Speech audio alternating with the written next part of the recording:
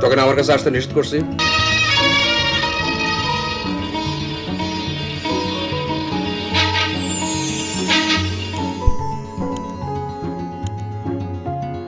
নব্বই দশকের টিভি পর্দা কাঁপানো নাটক বহুব্রীহির বাকের ভাই চরিত্র আজও দর্শকদের স্মৃতিতে জীবন্ত।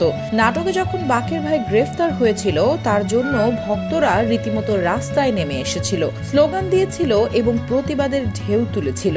সেই সময় হৃদয়স্পর্শী দৃশ্যগুলো শুধু নাটকের কল্পনা ছিল না, বরং সমাজের প্রতিক্রিয়ার এক উৎকৃষ্ট উদাহরণ।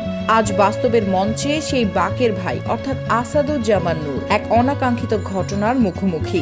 15 সেপ্টেম্বর রাতে বেলি রোড থেকে তাকে গ্রেফতার করা হয়। মহানগর গোয়েন্দা ডিবি পুলিশ অতিরিক্ত পুলিশ কমিশনার রেজাউল করিম মল্লিকের বরাত দিয়ে নিশ্চিত করেছেন যে আসাদুজ্জামান নূর মিরপুর থানার একটি মামলার এজাহারভুক্ত আসামি।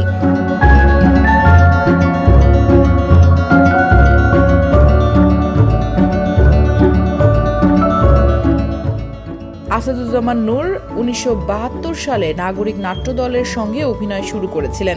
মঞ্চের এক অনন্য অধ্যায় লিখেছেন। তার প্রেক্ষাপট আজ নাটকীয়তার নতুন দিক উন্মোচন করেছে। তার জীবন একসময় ছিল শিল্প এবং সাংস্কৃতিক উজ্জ্বলতার মূর্ত প্রতীক।